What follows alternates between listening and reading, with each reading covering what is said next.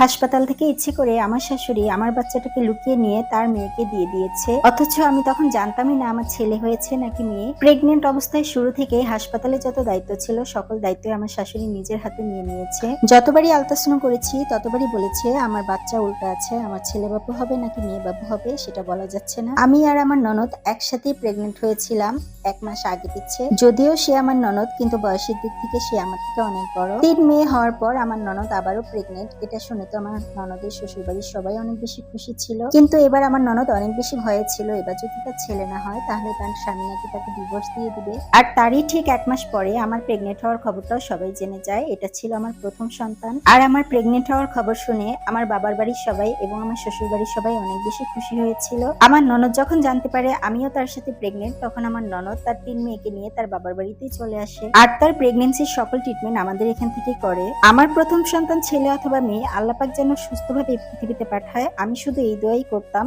আর এদিকে আমার শাশুড়ি সবসময় তার মেয়ের জন্য দোয়া করতো এবার যেন তার মেয়ের একটা ছেলে বাবু হয়। 6 মাস পর্যন্ত আমার যত ট্রিটমেন্ট করেছি সবগুলো কাগজই আমার শাশুড়ির কাছে ছিল।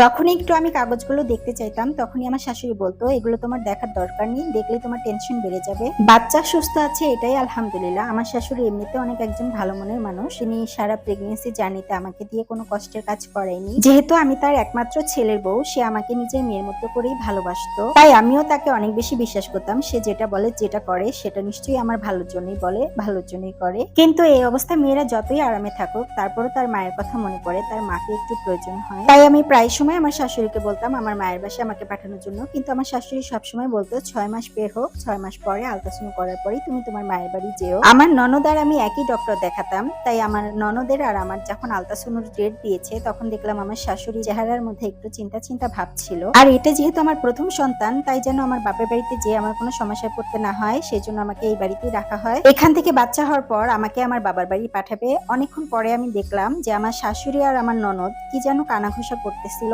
কিন্তু আমাকে দেখলে আর আমি কাছে গেলে তারা টপিকটা চেঞ্জ করে ফেলতো। আমার ননদের 1 মাস পর আমার ডেলিভারি হওয়ার কথা ছিল, কিন্তু আমার বাচ্চা নাকি উল্টা, তাই আমাকে তাড়াতাড়ি সিজার করতে হবে। আর আমার এমনিতে বাবুটা সিজারই করাবে, যেহেতু সিজার করতেই হবে তাই আগে আগে করে ফেলাই ভালো ডক্টর বলল। আর সেই জন্য আমার শাশুড়ি আমার এবং আমার ননদের সিজারের ডেটটা একই দিনে রেখেছিল। আমাদের সিজারের ডেট ছিল সেপ্টেম্বরের 18 তারিখ 2021 সাল। ওটিতে আমি শুনতে পেলাম আমার নাকি একটা ফুটফুটে মেয়ে বাবু হয়েছে এবং আমার ননদের নাকি একটি ফুটফুটে ছেলে সন্তান হয়েছে। আমার ছেলে হোক অথবা মেয়ে, প্রথম থেকে এগুলো নিয়ে আমার কোনো মাথা ব্যথা ছিল না, কিন্তু বাচ্চাদের চেহারা দেখে আমার মা বাবা একটু সন্দেহ করলো।